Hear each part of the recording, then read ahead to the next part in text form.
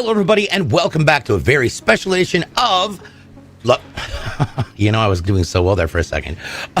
Of our show. This is CLX Foundry Live. I'm your host, DJ Blue PDX. And, of course, joining me live from our studio there in Wichita, Kansas, it is none other than Paul Steffens, our lead technical expert, and today's master builder. It's Zach Killingsworth. So, we've got some fun things today, but first off, let's talk about the one thing that I'm sure everybody in here is freaking out about. It's like, oh my gosh, where do we get codes? Well, I'll tell you. You can find codes today, because it's Thursday, here on the purple side of things, because we do the green side on Tuesdays. Now, with that being said, you can also sometimes find codes on our social media, so make sure you're following CLX Gaming at YouTube, TikTok, Twitter, Instagram, Threads, and... you might also find them inside of our Discord, and that's discord.gg/CLXgaming. The other place you can find them is on my streams, which, you know, where to find me, it's literally printed right below me. There you go. Now, that what you see Zach framing right there is the beautiful giveaway machine that we've teamed up with our friends over at Beacon, A Data, XPG, and AMD. It's a great build. It's beautiful. It's very bright too, so I love it. Now today we've got an awesome build we're going to be doing, but first let me introduce you to the current marketing director for Gamers Outreach. It's none other than our friend Crucian. What up, dude? Hey DJ, thanks for the awesome introduction, man. Appreciate Absolutely. Absolutely. So we're doing a thing for a charity build. It is going to be Gamers for Giving. Yes. So, like you mentioned, I'm the marketing director for Gamers Outreach, which is a nonprofit organization that brings the power to play, or as we say, play video games to children's hospitals via our program called a go-kart. So the way that Gamers Outreach started was via Gamers for Giving. In 2007, our founder Zach Weigel, he in high school was trying to start a big like Halo tournament during Halo 2.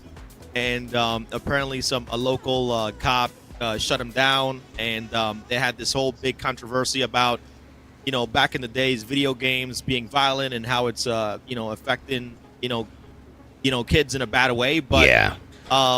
over time, I think they ended up getting Zach onto like the local Ann Arbor News and interviewing him about the tournament and what he was trying to do. And Bungie actually back in 2008 reached out to him. Because he lost some money trying to put the tournament together, they actually covered the losses.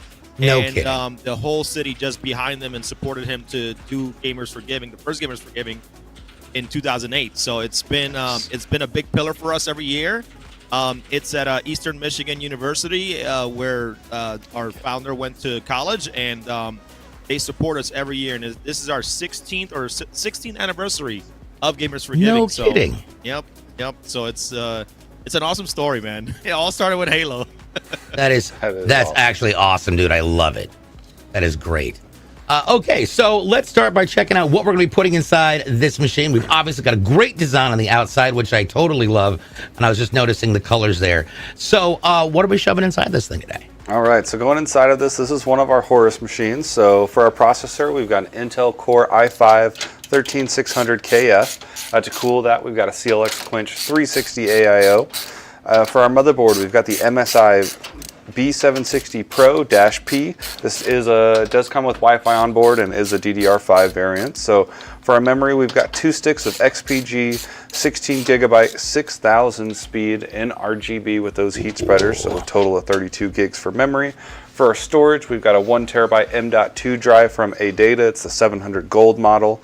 And then for our video card, we've got a GeForce RTX 4068 gig, and we have the Zotac. I almost said MSI, but this is the Zotac version. I think we used one of these on Tuesday as well. This one looks really good. Obviously, for our case, we've got the NV5 with a custom print design that will show you guys the panels in just a little bit. We've got 8 of our Game DS Aeolus M3 fans, and then a 750 watt Kratos Bronze M1 power supply. Nice. Perfect. All right, well, let's go ahead and get started. So I have a couple questions, of course, for Crucian, just because I like asking strange questions. So you said this is 16 years in the process. What have been some of the greatest events that you guys have thrown that you've been part of? So Gamers for Giving, as I mentioned, is our annual fundraiser, our biggest pillar. So we've worked side by side with 343. We've done like HCS tournaments at Gamers for Giving, which is a huge highlight. We've had, from Walshy fundraising, streaming from our event to Golden Boy to pretty much any straight ripping, any really, if you're a fan of Halo from the Halo 2 days, had those teams out to Gamers for Giving and did a big tournament. So, it's a huge highlight to have, people helping. Just with the event every year, and we still get people that come, the same people. Walshy still comes every year. We still get a lot of same faces that have been around, Gamers for Giving since the beginning, which is really awesome to see. So it's crazy hearing you say Walshy. I remember watching all his montages back in the day. I remember that in a while. All the no scopes and all the medals popping up. It's cool. Oh God, yeah. Yeah, so every year what we do now is that we invite some streamers that have helped us throughout the years, and we reach back out to them, and we bring them out to Gamers for Giving, and we just create like a big pit of streamers that just have a good time together. They stream to raise for go-karts, and it's really a blast, so you see people doing challenges together and switching streams, and just interchanging communities. So it's just a fun way to fun, not only fundraise, but also to get out the house and just kind of be around other gamers, because the LAN event is around 550 people this year, so it's pretty massive. That is awesome. That is great. You know what else is awesome is this motherboard. Let's talk about this real fast. This is a Pro B760 from our friends over at MSI, and it's a Pro Series. And let's take a look at what we've got for connectivity on this, because this is actually a great board to have. So first of all, we've got our PS2 port, obviously at the top, in case you have any legacy gear you want to connect. Down below there, we have a total of 4 different, well, 2 on that side and then 2 on the other of our USB 2s. Then you've got Type A's, and these are USB 3.2 Gen 1s, and they are extremely fast. You've got the 2 reds, obviously, they are right below your Ethernet port. You've got USB-C, your Wi-Fi 6E, and, of course, your surround sound with SPDIF. Nicely done. And then, of course, next to it is what most people call the razor blade. Yep, there we go. Perfect example. You always going to be careful with those. Zach, what's the best practice for installing that little beautiful nightmare? So we can see above our 2.5 LAN port that we have a little tab. We'll want to push that back flat.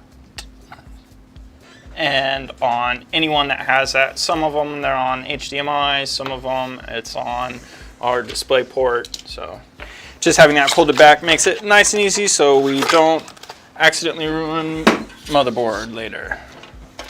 That is absolutely ideal. Yes, not one of the easiest things to figure out how to use if you didn't read the instructions, and I definitely didn't the first time. So, with that being said, let's go ahead and pop out our processor. This is great. This is actually going to be an Intel i5 13600KF. So, Paul, walk us through that processor. Yes, this is a 14-core, 20-thread processor. You've got 6 performance cores that have hyper-threading on them, and then 8 efficiency cores as well. It's got a base speed of 3.5, and it will boost up to 5.1. So a really solid gaming processor here.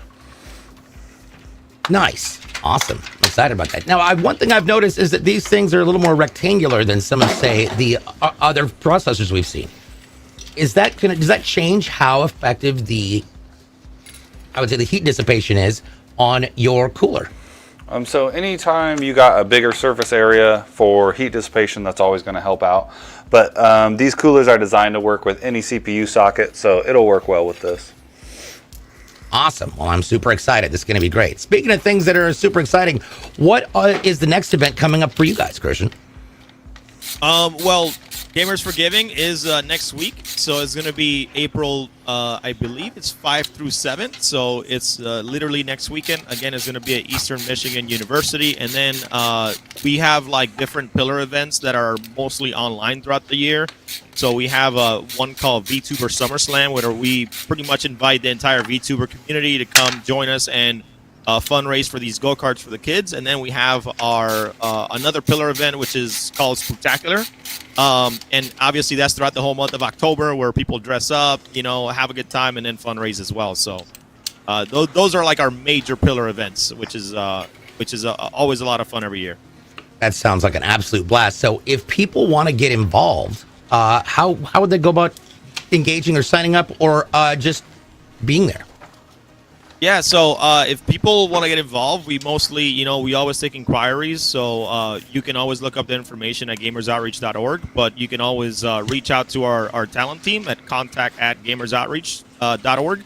And you can just send us a quick email and be like, hey, I saw, Christian talking about VTuber SummerSlam or Spectacular, or I saw the invitation on our socials, and we'll put you together. We'll put you in touch with our talent team, and they'll get you all set up.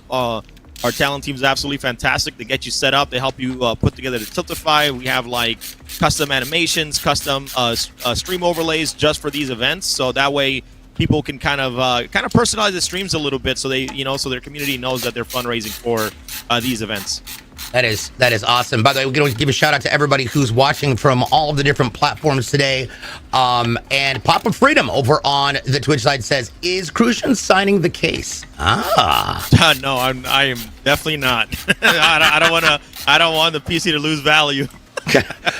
Now, Schoolmaster over on the TikTok side asks a good, interesting question about grounding and ESD. These guys are also professionals, so that's definitely already been addressed. But Paul, what's a great way to keep yourself from accidentally causing any type of electrostatic damage? Yeah, so if you're like us and you're building PCs all day, every day, it's best to get an anti-static grounding mat like what we've got here, what this motherboard's sitting on. That's just going to protect you pretty much in every way possible. If you don't have one of those and you're just kind of a DIYer who doesn't build too often, there's wrist straps you can get where you clip them to a grounding point and you're good there. Or you can just touch the frame of your case as you're building it, and that'll ground yourself as well. That's what I do if I'm at home and I don't have any of that stuff. Just touch my case before I grab my motherboard or anything like that. There we go. Hopefully that answers your question there, Schoolmaster D. Don't forget, if you hear a term that you don't quite understand or that doesn't necessarily make sense, please let us know. Answering questions is what we love to do, and we are keeping an eye out on all the chats that we can to do it. James Alcott over on the red side. Hello. The case looks like it's out of the Matrix. Honestly, it's a beautiful case. I love the different things that we're able to do with cases there. It's always brilliant. It's Tech Sean. Hi. Over on the green side. Hello, sir. What's going on with you? Love that AIO. I do too. This is a new CLX Quench AIO, which is awesome. Now that stands for all-in-one. Paul, you want to walk everybody through what that means? Yeah, so that refers to our cooler here like we just talked about. So what this is, this AIO or all-in-one, it means it comes out of the box ready to go. So we've already got coolant inside this. We don't have to hook up any tubes or any of the pump or anything. All you've got to do is grab the right hardware that matches your motherboard, which it's going to come with, typically 3 to 4 different sets of hardware. Install that hardware and you are good to go. Very easy to install and a great way to cool your processor. Nice. We got Magic Pepples over there throwing some love on the TikTok side. So Phoenix Rising over here on Purple asks a good question. So I have a question. My PC tends to overheat and drops my frames per second from about 140 down to 8 to 10. Is there anything I can do other than adding more fans? So adding more fans will help, but when you've got a temperature drop like that, there's probably something else going on. You might, if it's video card related, you might just unplug and replug in your video card, take it out of the slot, put it back in. Or if it's a CPU that's overheating, you might just pull that cooler off, make sure you've got thermal paste on there, make sure everything's good. Sometimes some stuff can wiggle loose, but that's a pretty significant drop. I mean, your PC's trying to save itself when it's doing that. So definitely got something going on there.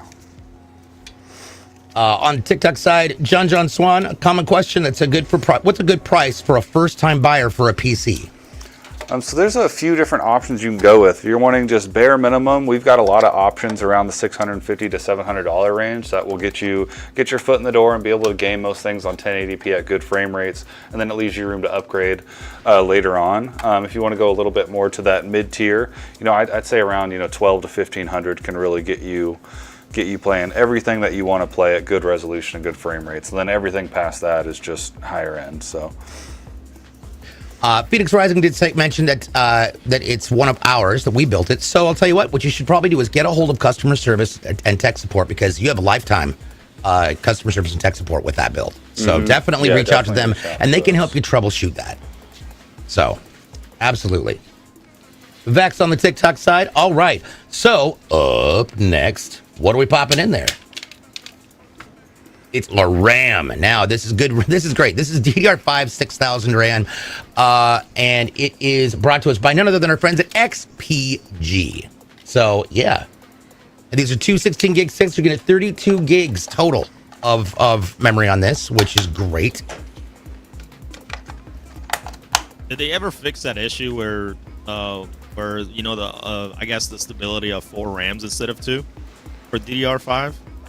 Yeah, there are some good solutions now. It can kind of depend on whatever motherboard you've got, but pretty much every motherboard manufacturer has released, fixes and BIOS updates that have taken care of that. So there's definitely still some issues that exist when you get into the really high capacities and high speeds, but for the most part, it's taken care of.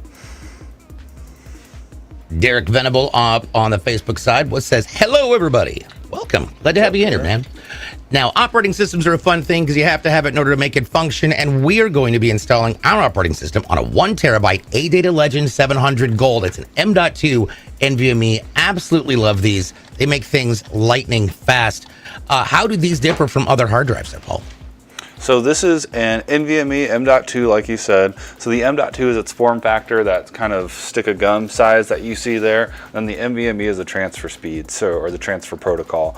So this is a really fast drive. If your operating system's on this, your computer's going to boot up really fast. And then whatever games you have on here, you're not going to run into long load screens or anything like that. Dad or dad? Let's see here. Yeah. Lord Cole, honestly, that's a good question for customer service. I don't know that I would have any answers for that. So definitely reach out to them. All right, now we're getting our fans on here. Now the fans we've chosen for this one are the GameDS Aeolus M3 ARGB fans. These are great. We're going to be having a total of 8 of these. So these are the 3 on the radiator. It is very distracting keeping track of all of these different chats. I'm just like scanning everything in the process. Now, what have you been up to lately, Crucian? Because you kind of do a whole lot of stuff.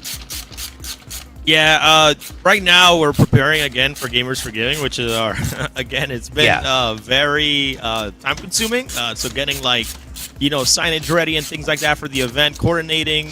We just got obviously we're working with CLX they're going to be borrowing PCs for the creators that are going to be on site. So I think those are just getting delivered right now. So next week we're going to have the entire team flying on Tuesday for the event, and we're going to start getting ready for the event that's going to take place on Friday. So there's so many different things that we have to track of, and then we have also a big FGC LAN area as well that people can come in and free play fighting games if they're a fan of fighting games, or we'll have like a small free play area for if people just want to play some PC games with some of the CLX machines that they're borrowing us or loaning us. So there's going to be so much to do. Leading up to Gamers for Giving coming up this next weekend. So that's what I've been really up to. Okay. So yeah, that's been my main focus. Throughout I think this past month, to be honest. So. Gotcha. I did manage to pick up, by the way, Hotas. Oh, nice. Which at some point I have to ask because I am having the strangest time trying to figure out how to program it. Yeah, so it takes time. It takes time. Yeah. You definitely need to kind of just go through the motions and learn all the key bindings and then setting it up. So. Yep. Speaking of setting things up, this thing's going to sit on top of these little guys called standoffs. Paul, what are standoffs? Yeah, so standoffs are what our motherboard mounts to. You can kind of see from this angle here, there's a little gap between the motherboard and the bottom of the case. So our motherboard's sitting on those standoffs. And why those are there is so that our motherboard just isn't touching bare metal all over the place, causing it to short out or anything. So you definitely want to make sure you've got your standoffs in the right spots. You don't want an extra one in where there isn't a mounting hole, because that can cause some issues too.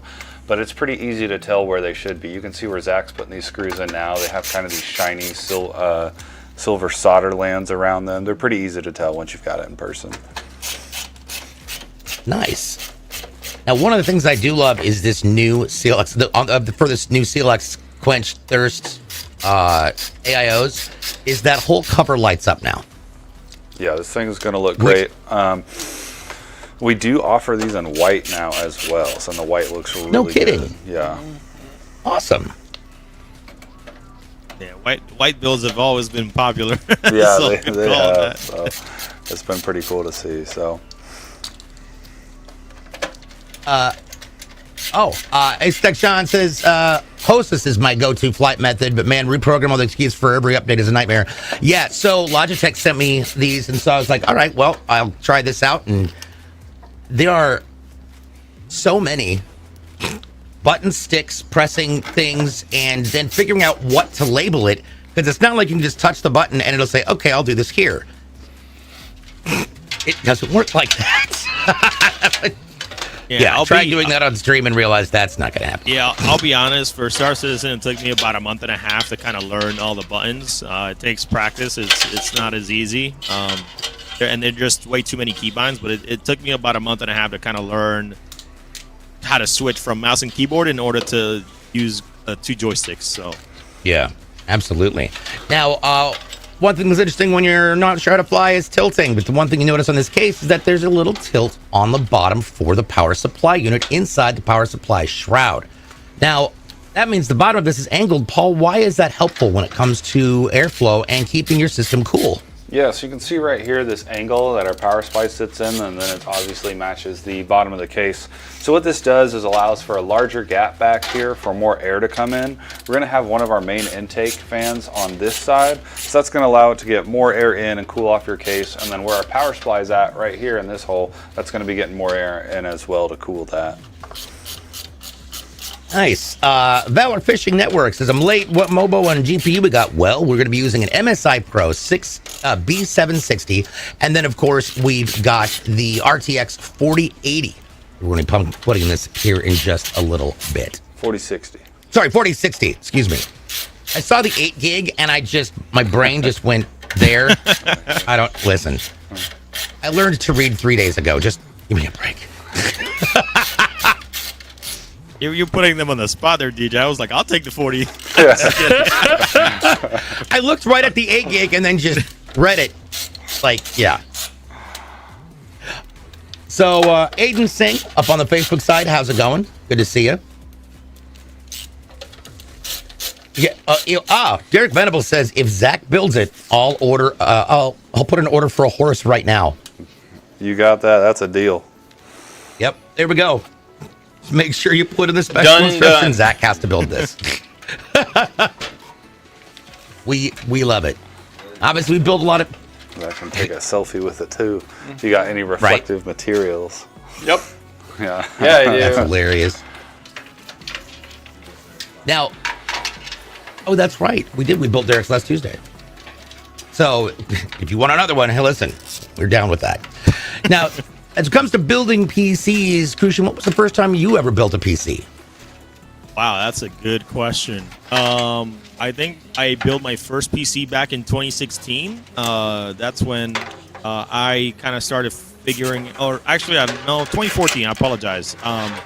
That's when I kind of found out about Justin TV and Twitch and started getting into that ecosystem. So I was like, Dell XPS from 2000 not working no more, so I had to go build a PC.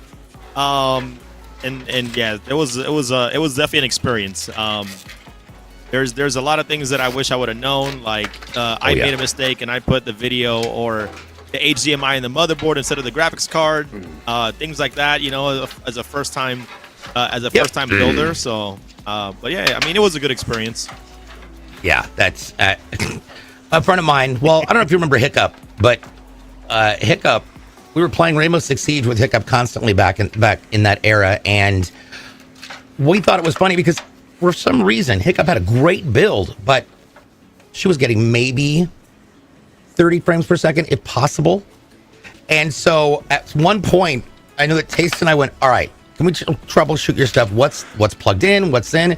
And she mentioned she had like a 30. I think she had a 3070, and we were like, have you tried changing the port? She goes, well, there's only one port. Oh, wow. No, there's not. She goes, yeah, there's only one HDMI port on the motherboard. Hiccup, do you have your HDMI plugged in for your monitor to your motherboard? Yeah. Oh my dear God. We had to move it down and suddenly she was getting hundreds of frames per second. That's something we still laugh about to this day. I mean, it's more common than it's more a common mistake, but a lot of companies do a great job of like letting them know in the instructions, hey, don't plug in your display here, plug it here, or blocking that HDMI port on the motherboard, because a lot of people end up making that mistake, to be honest.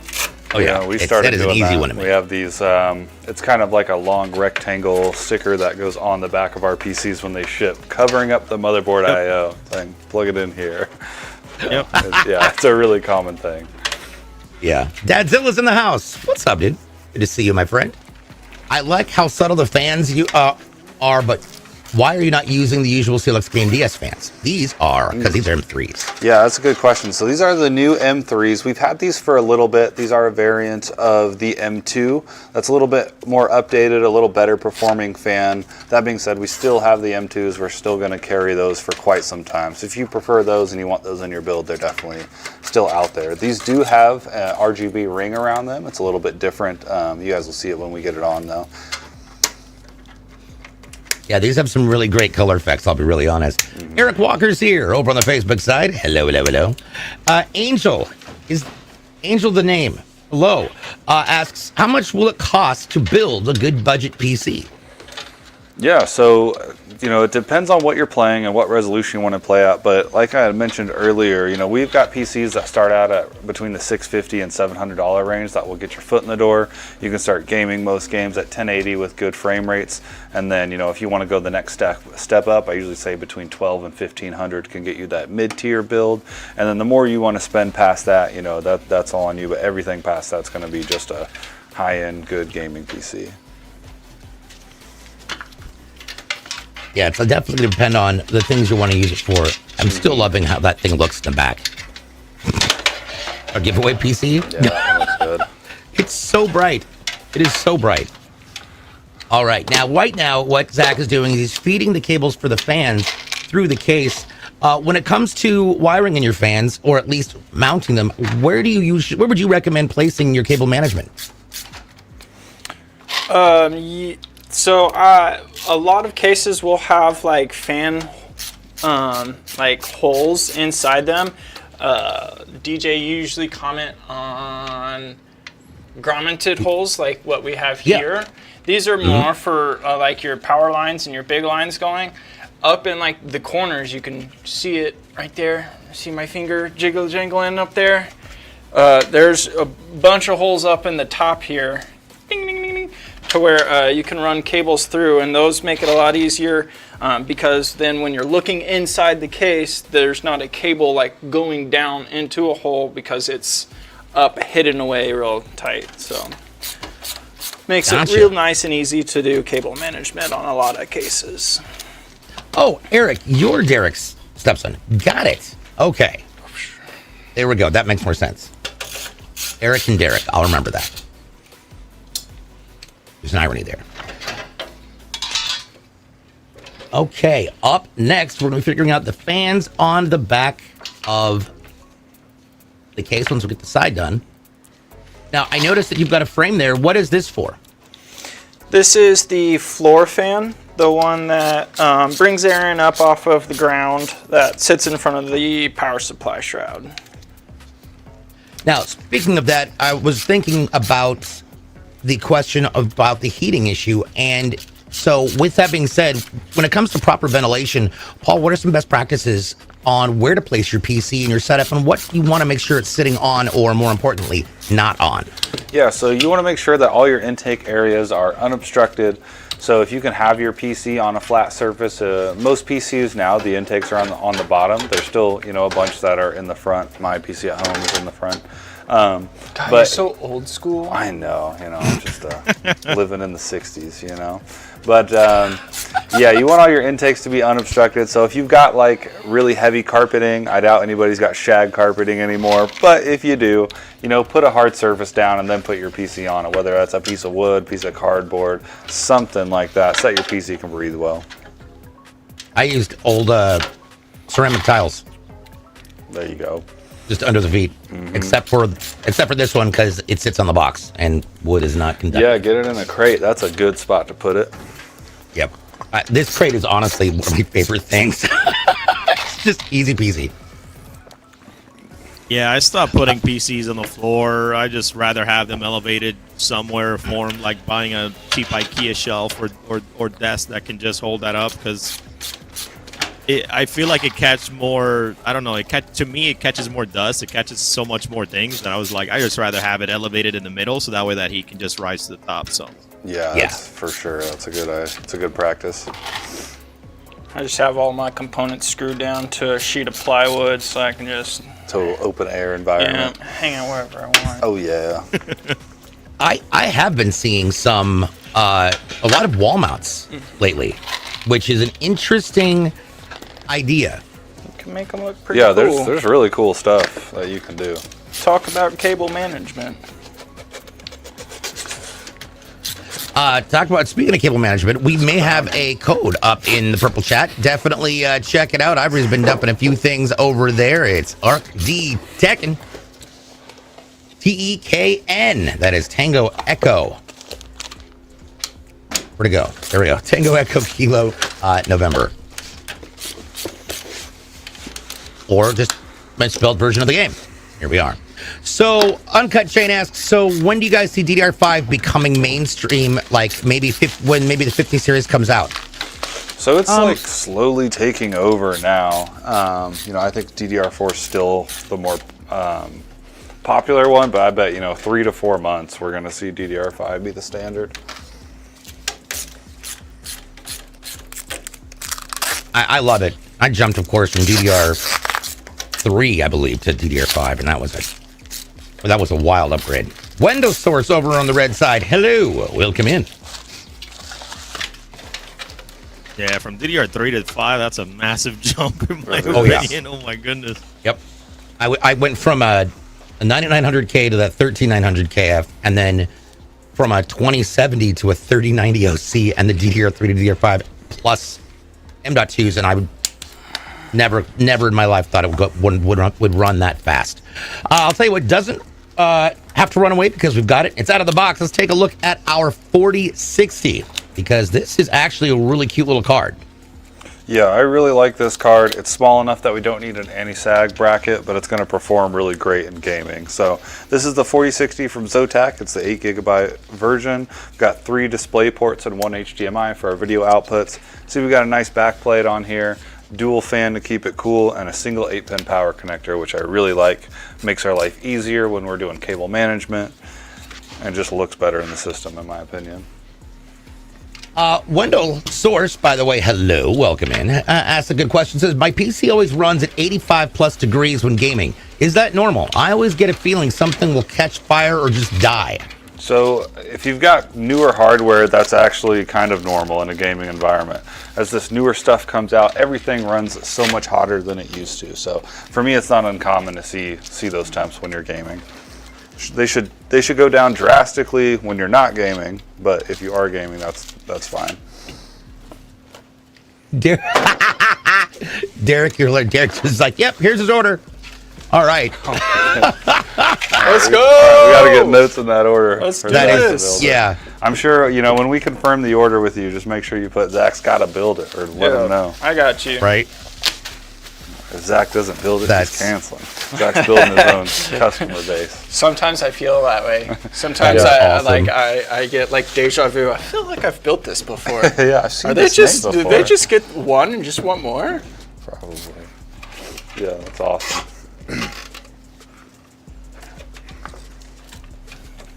All right, I just tagged you in Discord with that order number. That's awesome.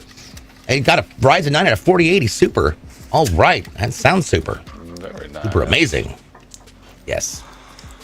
Now, as far as extra ports that we've got on this case actually comes with some pretty good connectivity of its own. Paul, walk us through those. Yeah, so on the top is where all of our ports and buttons are. We've got 2 USB 3.0s, 1 Type-C, then obviously a power and reset button, and then some lighting and fan control buttons up there as well. Eric, Enid or Aiden, hello, asks, how does one build out of an inverted case? Do you flip the motherboard upside down or what? Good question.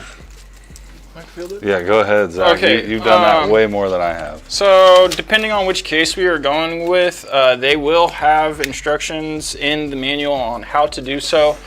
For the most part, you are like taking all of the panels off and then unscrewing the bottom panel, usually from the back.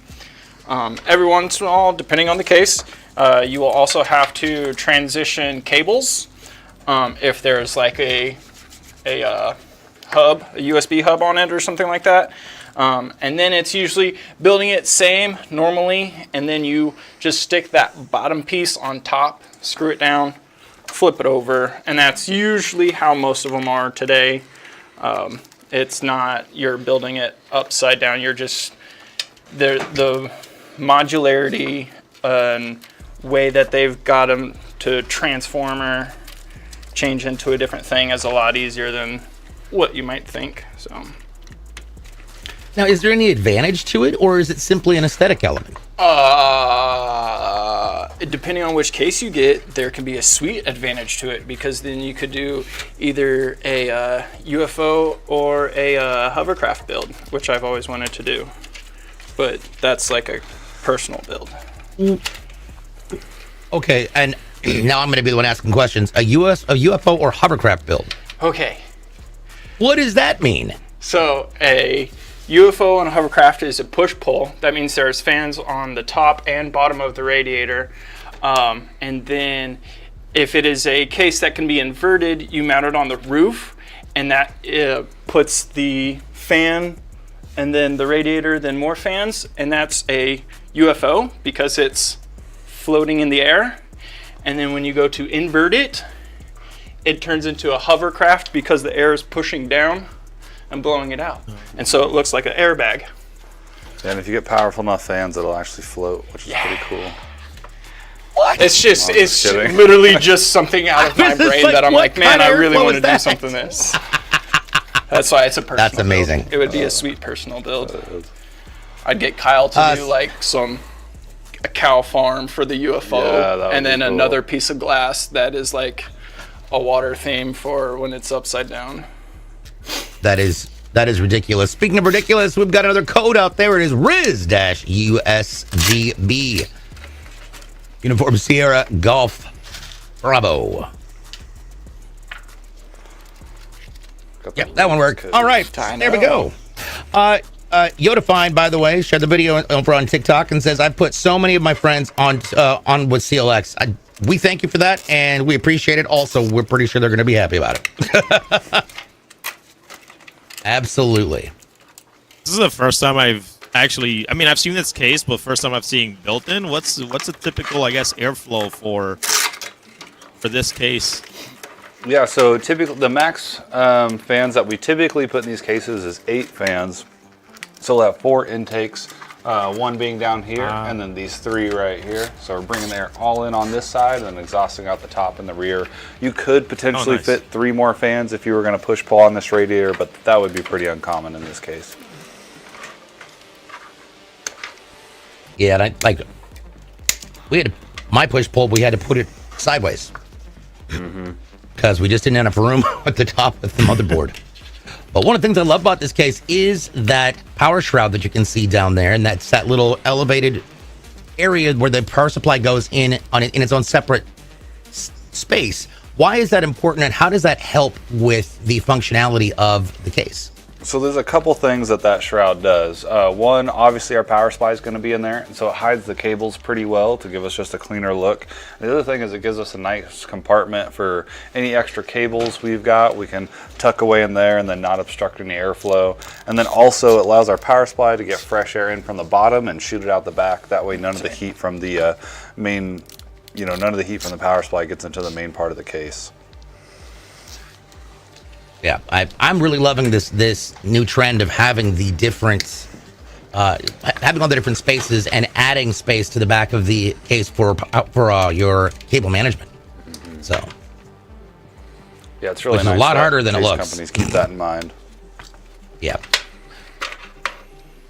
Now, I do know that Zach has a very specific way that he handles attaching all the fans, and they go in order. Zach, why is that, and how does that work? Yes, so I like having all of my fans go into order, or plug into a fan hub in a specific order. That makes it a lot easier to troubleshoot anything. If a fan is not glowing or not spinning, then it's a lot easier. I don't have to trail the cable from the inside of the case to the back. I just know that, hey, I need to be looking at that fan because you go fan 1, 2, 3, 4, 5, 6, 7, and 8. And if you just go in a circle and have them plugged in that way, it makes it a lot easier to just fix anything if anything comes up. So Cosworth actually has a really interesting question. Would you leave a 7800X3D with a normal push 360 AIO, or would you go for a push-pull if you're going to be overclocking? If you're going to be overclocking, that 360 is going to be just fine with 3 fans on it. But that being said, if you've got the fans and you've got room in your case, doing a push-pull method is just going to allow you to overclock it further, or whatever overclock you've got it stable at to keep it cooler at that clock speed. So the 3 fans will work fine, but if you've got the room and the space, you know, it's a good thing to do. Absolutely. Love it. And yes, Bourne's question answered, obviously in chat by Ivory. This is the NV5, is our Horus build. So it is a mid-size case, I believe. Yes, it is a mid-size case.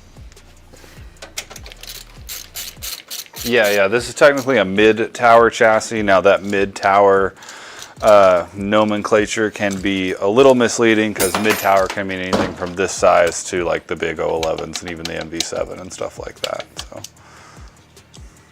So, is it a good idea to give your PC a bath? I would like to have you define that a little more.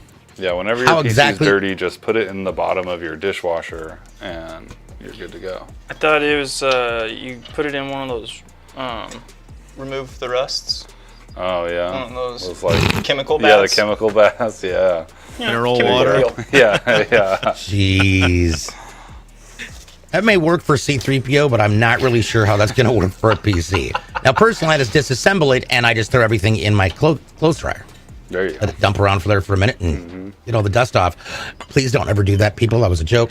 All right, now we're going to be getting this in here. Again, I love the back plates on this. It looks great, especially when you're looking in the PC. I'm so glad that this has become the expectation in the industry, is to have those there. All right, now we're going to be putting this in. How do you know it's in there, Zach?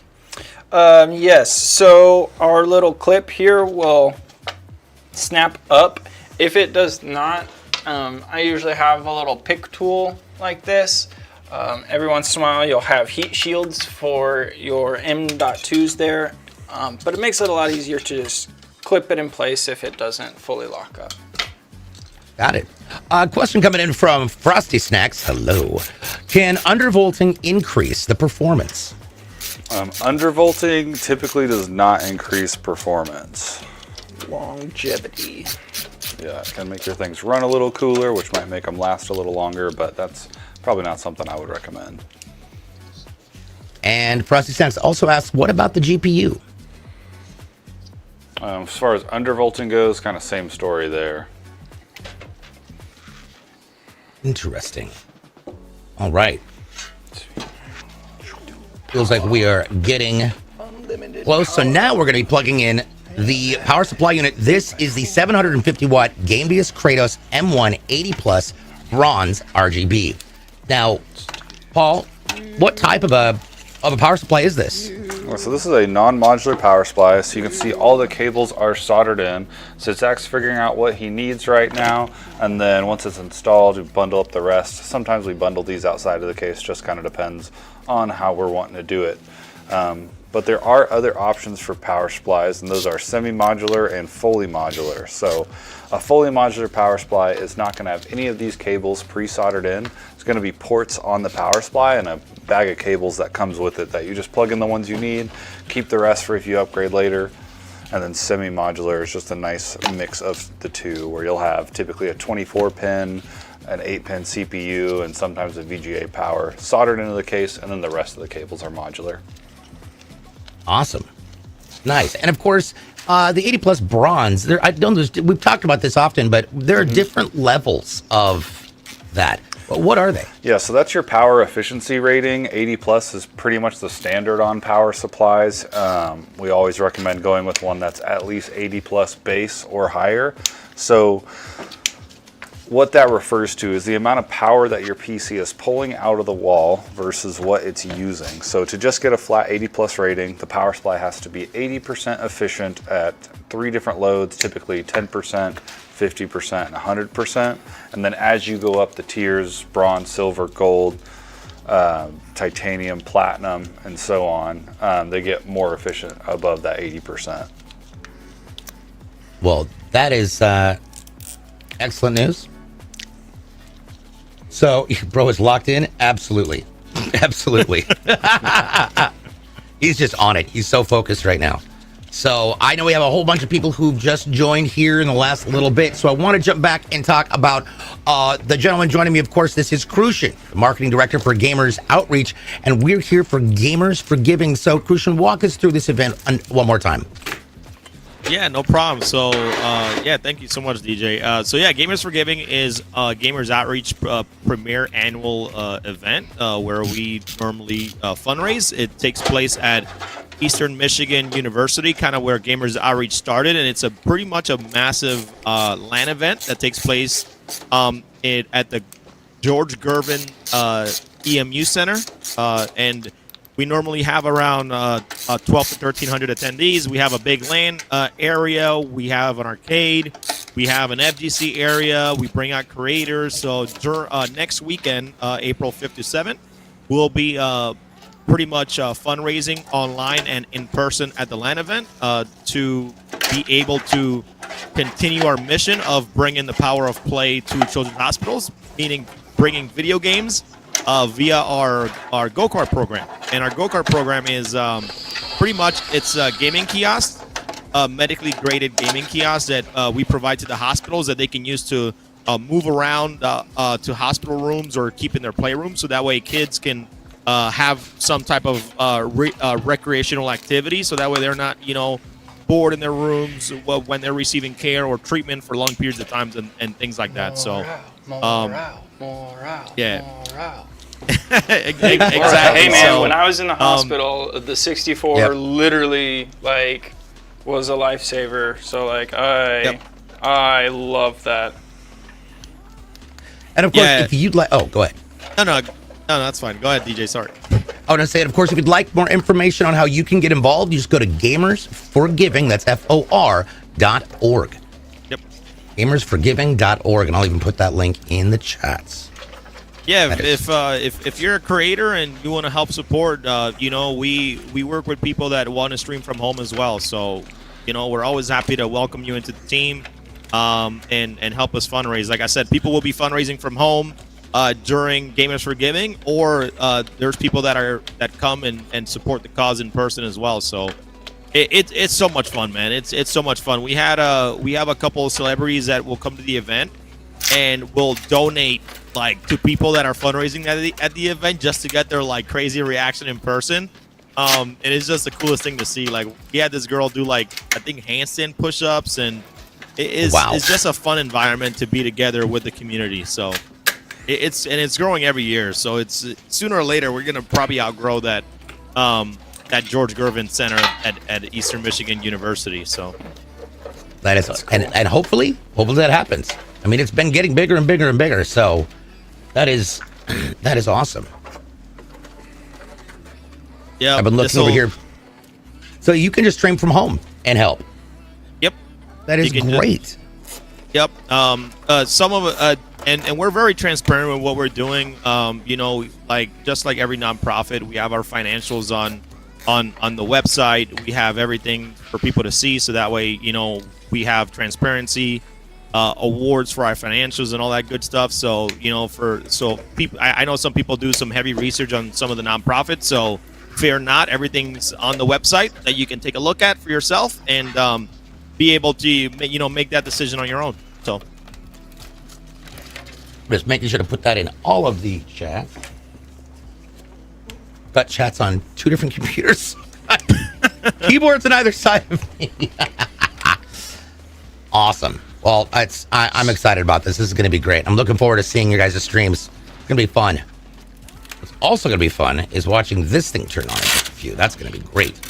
Yeah, we have a few surprises that we haven't announced yet, but as we get closer to the event, we'll be pretty much like some of the streamers that are involved are going to be pretty much saying, hey, I'm going to be at Gamers for Giving and things like that next week. So look out at our socials at Gamers Outreach so you can see who's going to be involved on site. And we do a live production for the streamers, so we'll be able to highlight them throughout the time and things like that. So it's so much fun. I'm excited for it this year. Now, You mentioned there's going to be some tournaments going on. Yes, that is true. So every year we do tournaments for the LAN attendees as a LAN experience, and this year I believe we have a few premier tournaments, which is like CS:GO 2. Our founder Zach Weigel loves StarCraft, so StarCraft is a big tournament for him. Halo FFA. Nice. So we have some really awesome tournaments, and we give out trophies for those, and we have some sponsors that sponsor cash prizing as well at the event for those tournaments. That is super cool. Yep. That's going to be a lot of fun. And apparently, it's going to be like Rocket League is also going to be there. Yep, Oh. Rocket League. So we league. have yeah. Yep. Well, don't say that. League of Legends is also going to be there. You got Fall Guys, Valorant, Hearthstone. There's a whole list of things to do all weekend long. This is going to be great. Yeah, so the event starts on Friday at 6 p.m. and then it's a 24-hour venue all the way until Sunday around 9-ish, 10 p.m. until we're done, and then we run tournaments on Saturdays and Sundays. And then again, we have other attendee experiences and activities. We're gonna have booths from our partners. We're gonna have an arcade. We're gonna have like things like a place for people to relax and chill out. We have food trucks that come out. We have an FGC free play area where you can go play like Tekken 8, Street Fighter 6.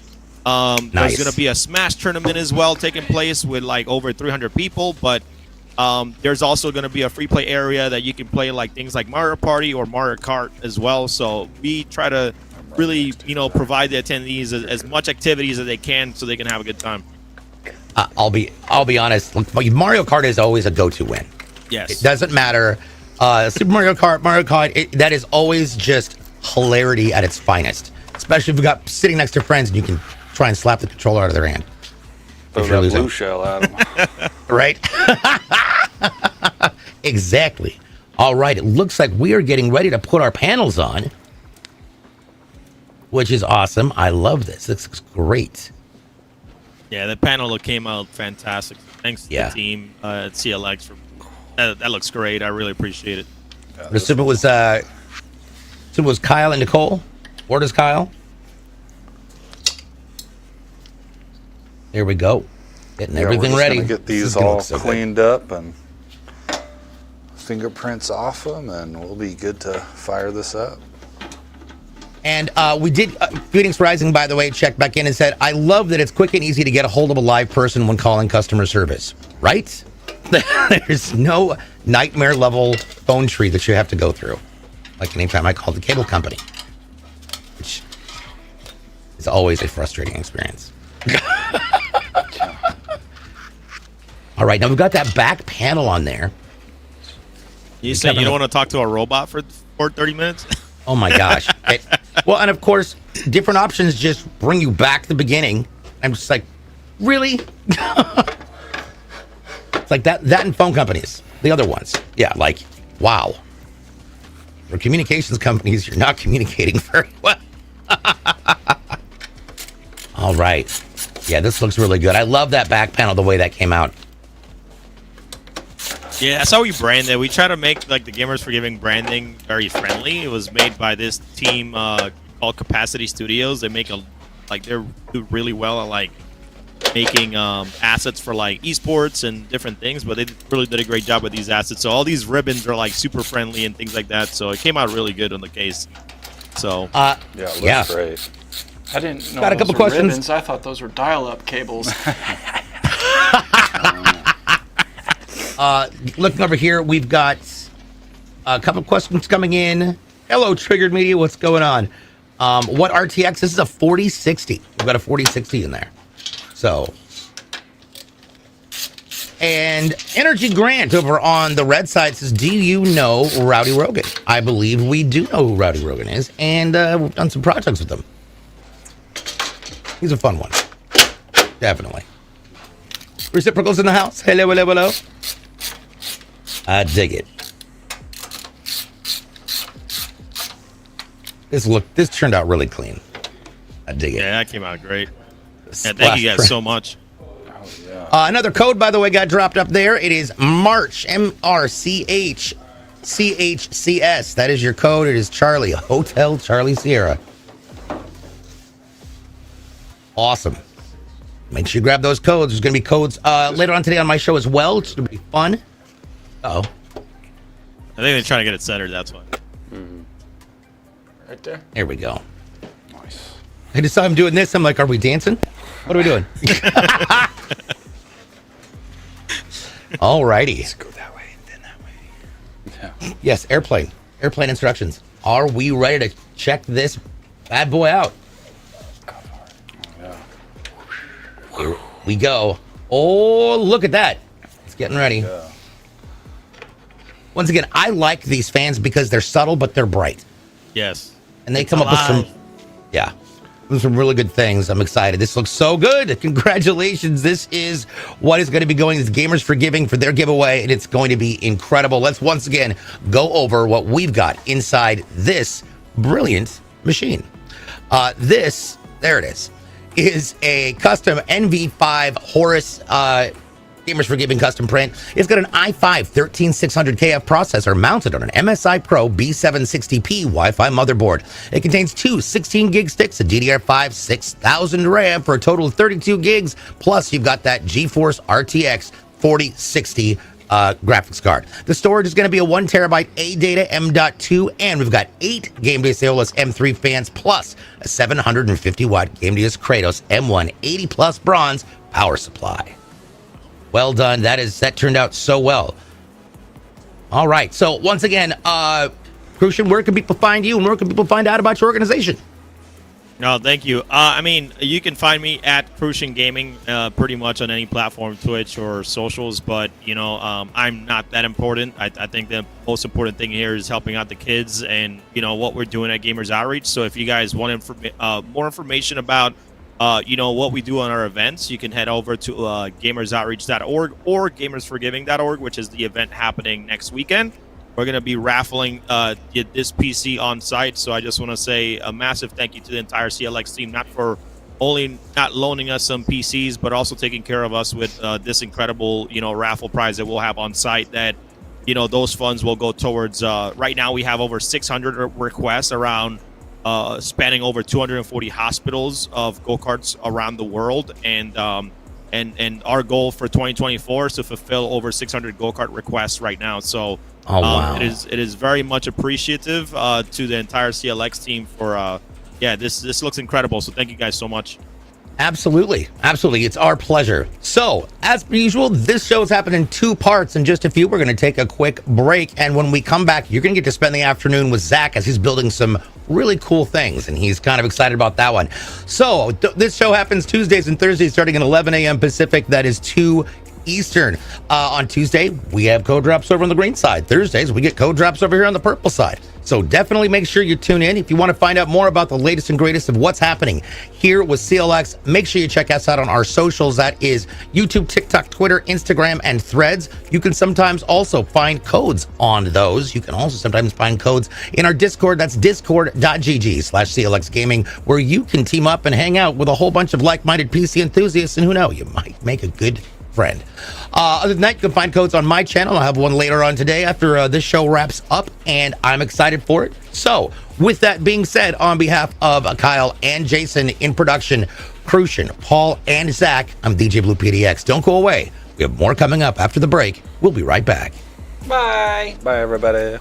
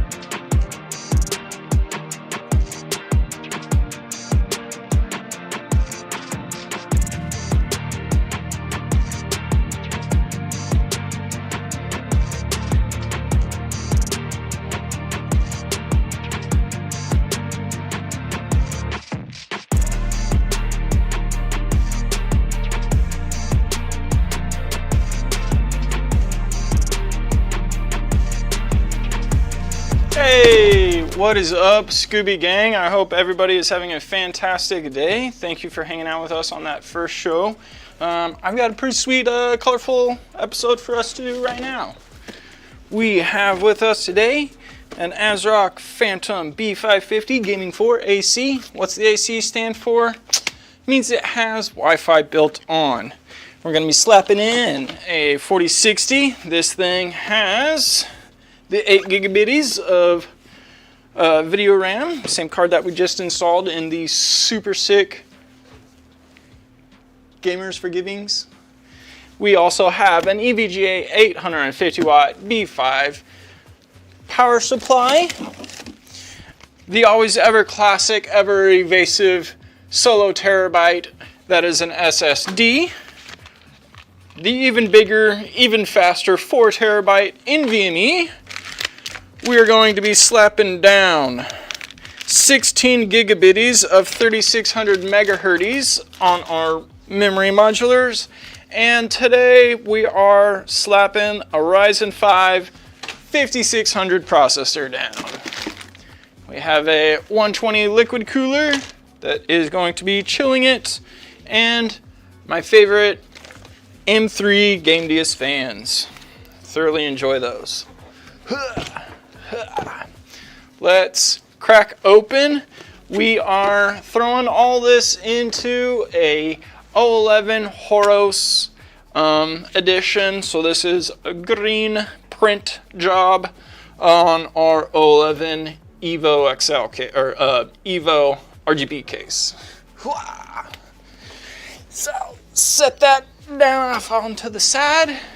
Start opening up some fun stuff. If you all have any questions, feel free to ask them in the chat. I've got Twitch, I've got Kick Up. I will do my very best to answer them. Got some questions today? Shoot them out there, Cage. I will do what I can do.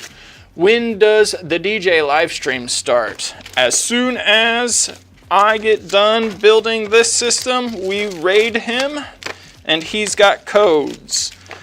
If you want to go over and watch him play video games, he's doing that currently, but won't code out until we build out here. So, just gonna open up and get in here. What tools are required to build a PC? Good question. If you notice on my hip, I carry a nice little tool belt. It carries all of the fun stuff. You see me pick out dikes for cutting zip ties and the ever classic screwdriver. Those are very nice and helpful to have. I like also carrying a 3-inch extension bit that allows me to do a little bit more work. Depending on what you're getting into, sometimes it is nice to have a toolkit with a whole bunch of bit heads on it. They're very helpful for putting standoffs onto the motherboard, installing M.2s onto tinny spots, and just helpful to have other stuff if we are getting into laptops or server work. Another thing I like to have is a magnet tray. I also like to keep picks around, and I will keep pliers around too. For the most part, all you really need is a screwdriver with a PH2 or a screwdriver with a PH1 as well. So those are just a little bit different size. Again, the PH1 is for your NVMe M.2s, and the PH2 is for everything else. Okay. Every processor has a little node on it denoting which side is its key. This is in the bottom left-hand side here. I've got my little gold triangle right there. You can just barely see it, but it's down on that side. On my motherboard, we also have a triangle on it as well. It's in the top left-hand corner, not bottom left-hand, so we will need to rotate this to 90 degrees. I am not forcing this in. I'm just making sure that all of my pins go into a proper slot.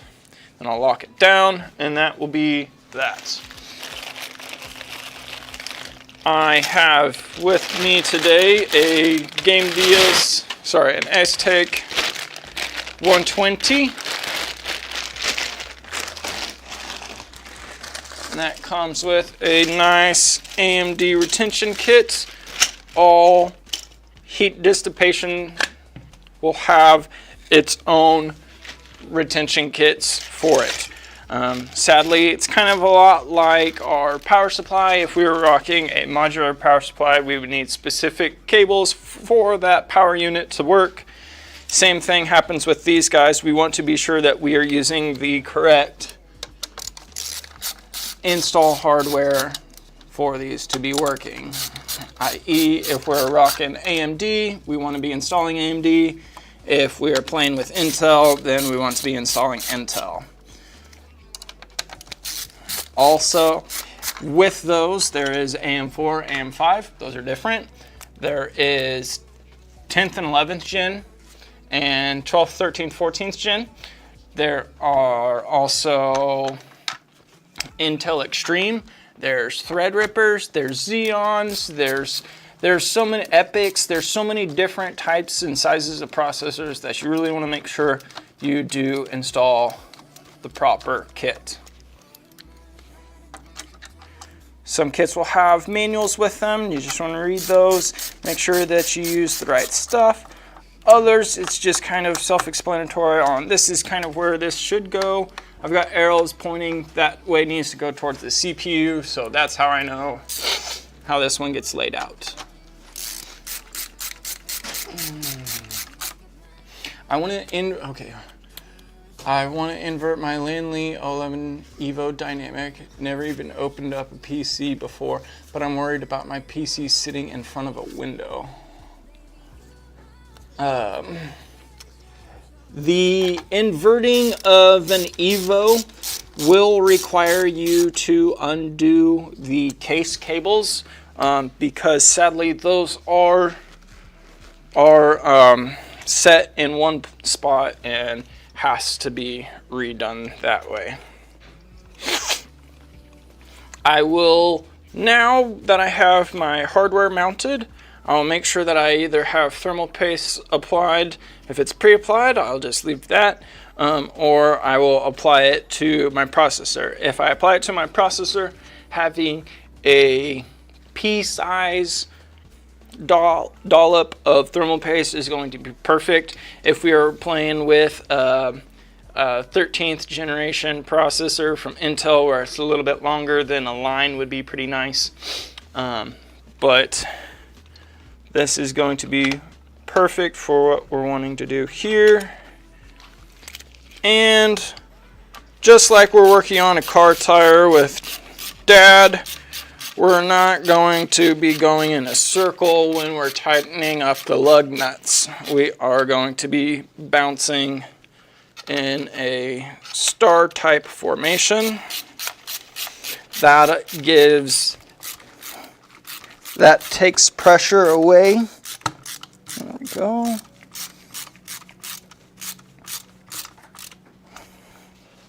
That takes the pressure off. So now our cap here has equal pressure on it because we're screwed down here and screwed down here. If we were screwed down on one side, it'd be very heavy like that and not be good. Then continue up. At that point in time, it doesn't matter if you go to the top one or the bottom one. It's just finishing out. There we go. Finishing out the system.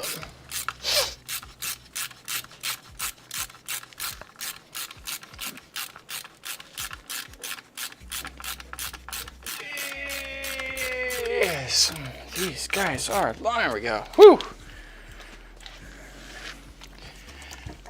Okay, from here we are going to be plugging in either a fan header or a fan header and a USB header or a fan header and RGB header.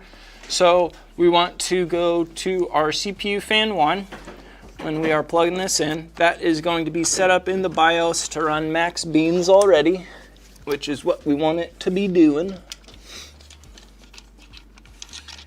And I'm just gonna go like that. And I'll just tuck this over onto the back side, just like that. Perfect. Now I'm gonna grab my two 8GB sticks. This is gonna be a total of 16 gigs if we're wanting to game. Perfect amount of gaming. If we're wanting to play around a little bit more, making them 16 gig sticks or filling up all 4 bays with 8ers would be pretty pretty good too.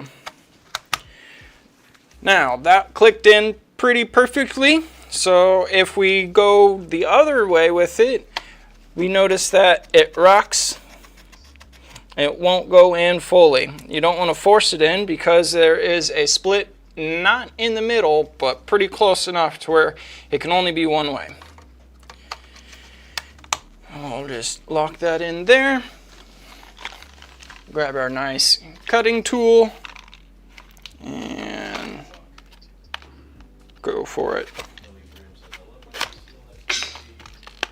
Nice. Thank you, Ellie. Hey, go to our Discord page. Sorry, Billy. Go to our Discord page, man, and post some photos of that system. I appreciate hearing you would like our build.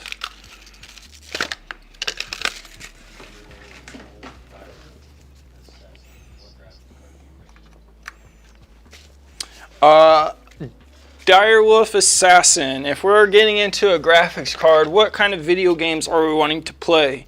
If we're wanting to get a little bit more into the extreme gaming and have really nice graphics while we're gaming, definitely recommend a 4070 Ti, something about 16 gigabytes or bigger, or like AMD 76. The 79 XTX is a very nice graphics card as well. But it kind of just, if you figure out what level of games you want to play, that's going to be your best determiner for how big of a card we want to go with. But 4070 is a pretty good starter mid-range card. I slapped down our 4 terabyte NVMe. That was pretty quick. Insert. We also have an SSD with us today as well.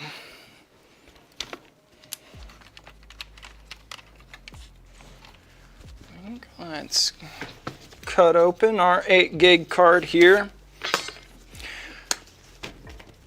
This would be a perfect card to have here if we are like wanting to get into some heavy cyberpunk looking stuff, or Baldur's Gate at super nice, pretty graphics.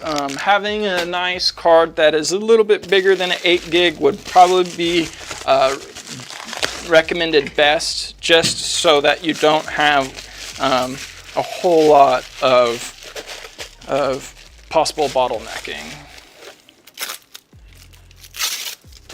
This is just a little 2-fan, 2-slot card. We've got 1, 2, 3 display ports and 1 HDMI port. Throw those back in there.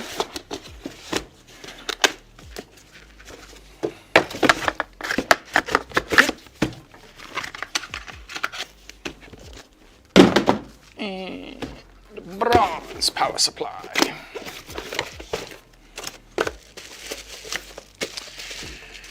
Okay, we talked earlier about the different types, how there are cables attached and not attached to our power. I actually want those up here. Yay!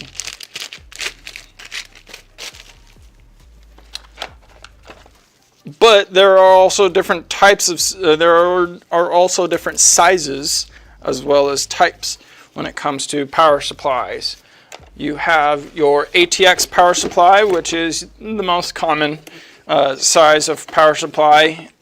And then under that, for all of those ITX specialty builds, you have an SFX power supply.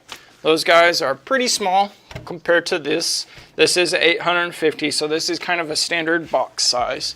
But we can get bigger if we go into a 13, 15, 2000 watt power supply. They can get pretty big. The Horus, the 011 Evo Horus edition. This is a print job. We have multiple different cases, multiple different colors, multiple different designs for all of our print jobs.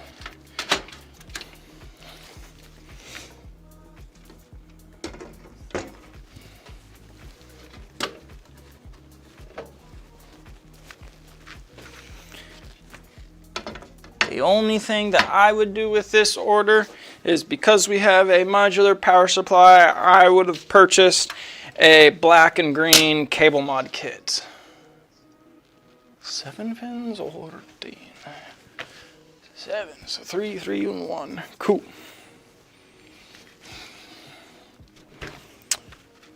This is, I built a couple of these now, but it's kind of a pretty cool case. This is like the 2024 model of the Evo. It's just called like the Evo X, or is it the Evo? It's the Evo RGB. Hold on, sorry. Classifications on these is, okay, Dynamic Evo X, yes. So it's a little bit bigger than the old guys. We've got some nice light bars at the top and the bottom of it. Still have lots of modularity. Sworn those dudes. I want. On this guy. Standoffs. How many standoffs do you need to have? I see a big old star constellation in here. If we get a top-down shot, we see we've got a bunch of holes there, a whole bunch of holes here. I call those star constellations. That is where the standoffs need to go. They need to be identical to what the motherboard is.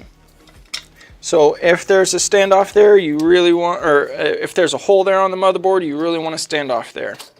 That just supplies support to it, so nothing bad happens. If you overweight it or have it set up, that's how it stays mounted.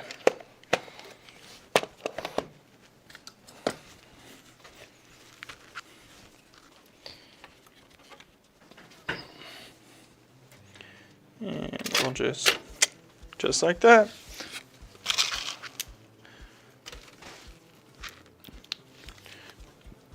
And then we will populate all these holes. Make sure that that is secured down. If we had a super giant graphics card, now would be the time where we would be installing the anti-sag bracket.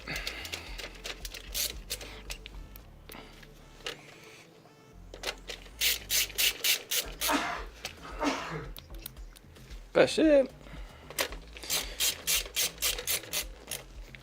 Nice. So, Cage, if this is the one you have, you just want to pull all of the shell off like I did at the beginning there. And then there's these screws on the back side. Back here, there's this one here and this one down here. But those are connected to the USB hub that is also on the bottom of the, and so that is like where your Type 3, your Type C, and your HD audio are usually coming out of there. So that's where like those 3 cables usually have to be undone to go to inverting. And then with inverting, you would want to make sure that your fans are set up so that it is, it breathes properly. How's your day going? My day is going fantastic.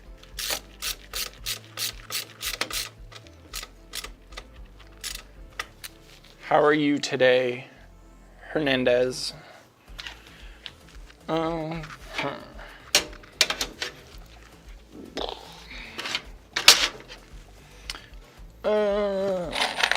We've got a 120.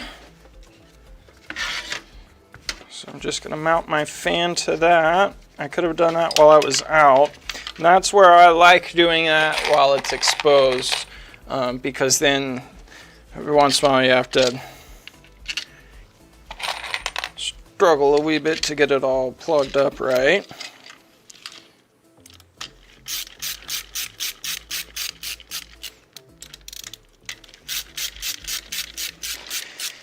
Now is the time where we can either decide if we wanted to push or pull or push-pull our radiator.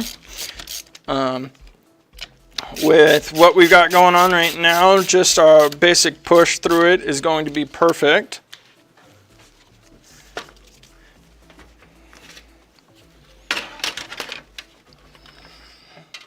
Like we talked about earlier, you can have lots of different ways to set up your fans on your radiator, depending on what you have and what you're doing. Having a next-gen processor will kind of require to have a 360 liquid cooler so that it can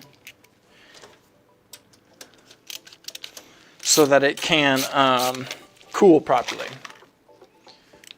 It came inverted. I want to go to the original stuff. How would the fans need to go? I have 10 in total.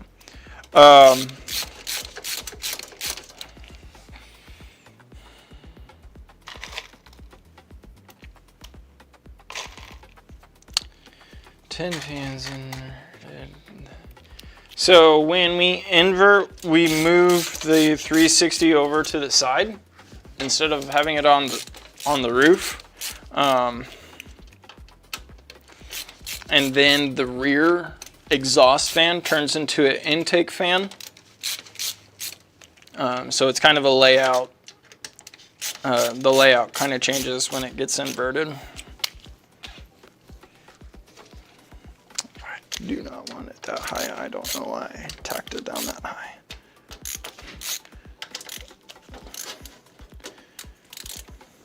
I don't want it that low either. I just want it just right there.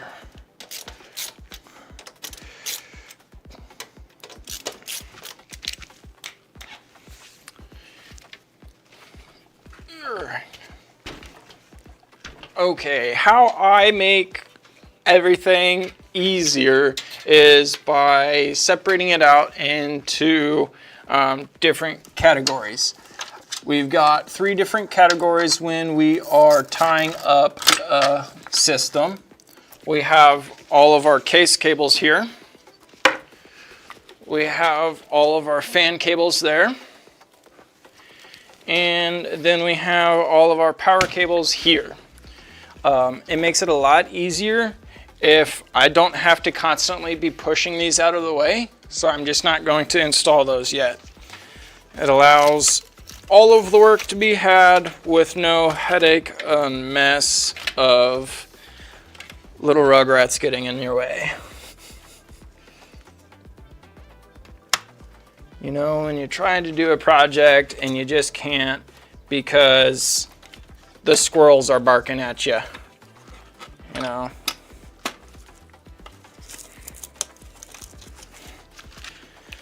If you've never had a squirrel bark at you, you should go check that out sometime. They're pretty funny.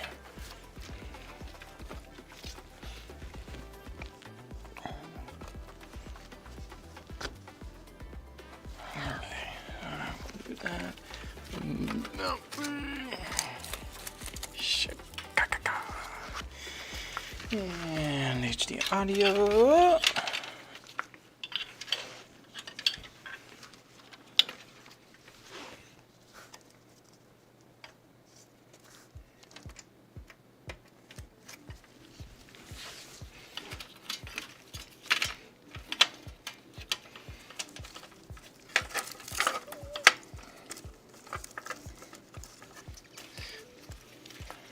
RGBs. So this is a USB 3, a USB Type-C, a HD audio, a RGB,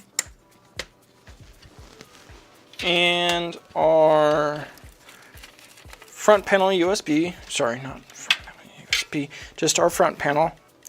And then a basic SATA for powering.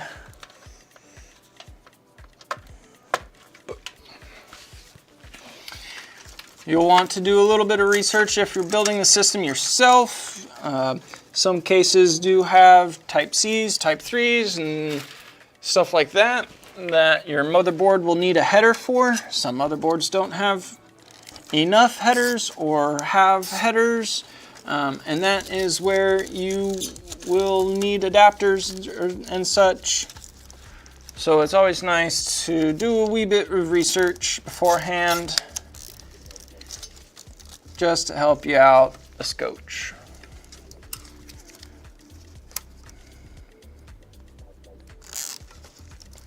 But I like to do things this way. To me, it's a lot easier to have stuff organized out. I don't have to deal with moving extra cables out of my way just so that I can work.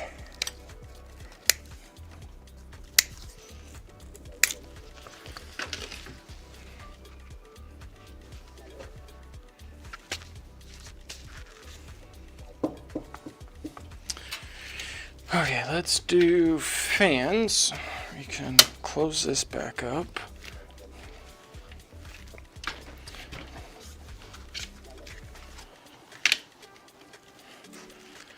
Some cases have a very, well, how the table tides have turned.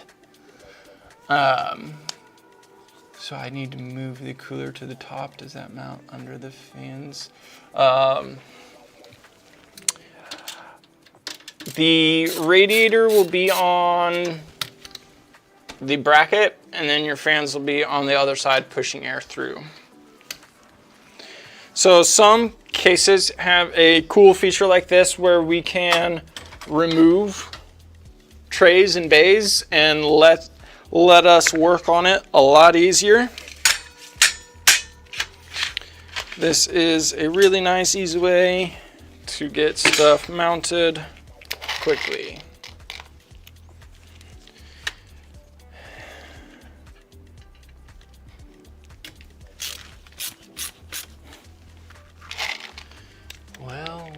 Well, how the lactose has turned tides.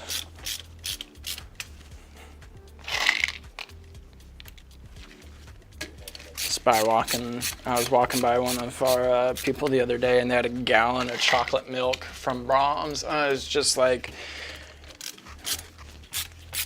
it's so crushing because that's like the most delicious thing on the earth is chocolate milk, and being intolerant is not fun. But we made bacon queso on Sunday, and so that's the first cheese I've had in forever, and it did not work out well. Know your limits.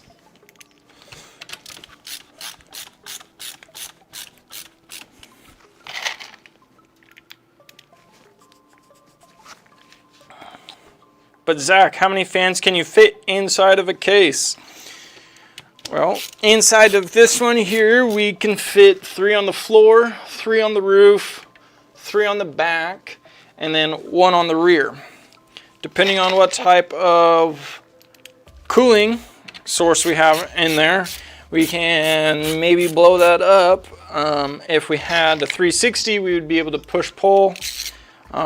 So, lots of different ways. I like this. This is the classic. 3 on the floor, 3 on the roof, 1 in the back. We've got good airflow in here.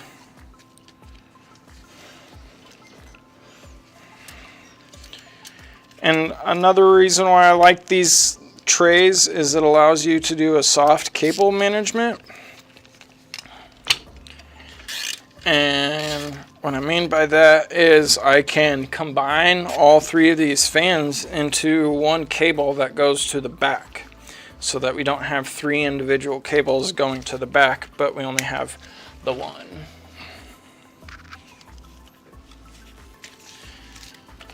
Then before I install those, I'm going to reinstall here. Sometimes it's easier to drop the whole tray in and then shove your cables through. I have been on the kick recently of putting my cables through and pulling the whole tray with the cables from the back, especially in a case like this where my motherboard does sit really low to the floor. These fans are taking up lots of space and our motherboard sits low, so might be a little tricky to get those cables pushed through if we had already mounted our fans in here. So boom. So if we get a side shot, we might be able to see just how tight that back door is. Because yeah, those just sit right on top. Okay. And tray number 2. This does come out a different way. So that means it is a different tray from the floor. That means we cannot mix and match top tray and bottom tray. As you can see, when I removed it, I didn't flip it, spin it, or anything. I pulled it out and set it straight down. I'm going to grab my fans that I need and put them where I want, which they go on the underside of this. And that is so that you don't get stuff mounted, throw it in there, and it's like, well, this doesn't fit this way. How is this supposed to go in here? Just makes it a little bit easier so you don't have to do things multiple times. I have done that multiple times, kind of often in the 11XL. I don't know what it is about that bottom tray, but for some reason I see the clips and I'm like, all right, that's where I need to go.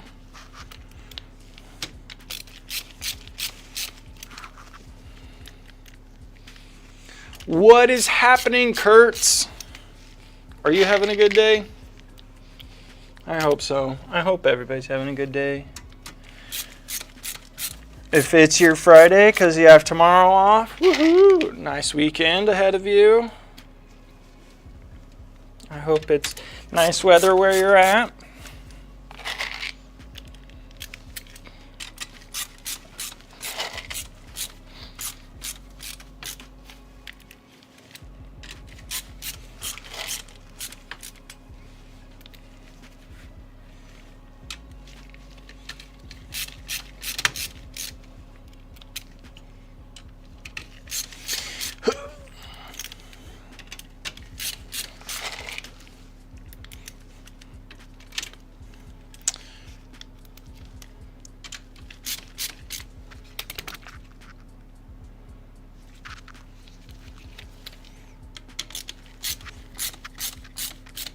Big fan of sintering.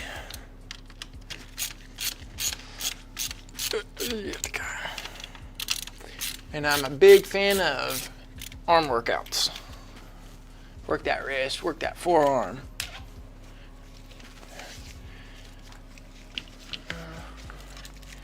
Then I want these to go in.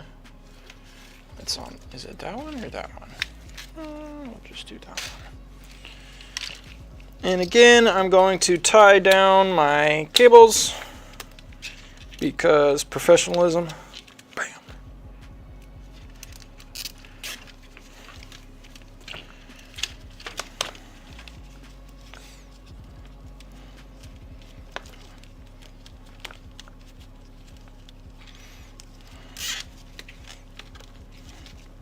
And I'll pull those snuggy.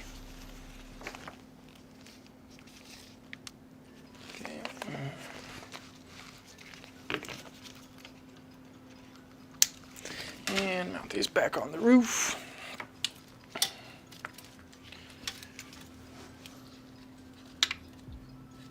I know you use the LTT screwdriver. Is it because you're a fan or it actually is different from other brands? Both. I was a fan of this screwdriver when they prototyped it. I do watch LTT, J2 Sense, and Gamers Nexus. I believe all three of those gentlemen have different unique channels. If I'm wanting stats and figures, I like to go to J and Gamers Nexus. If I want to have a good time and see some crazy wacky stuff, I go to LTT. That's just kind of what I like watching them that way. But as far as a tool, I have used other ratcheting drivers in the past, and there is none that compare to this. And that is my personal, professional opinion. Just saying.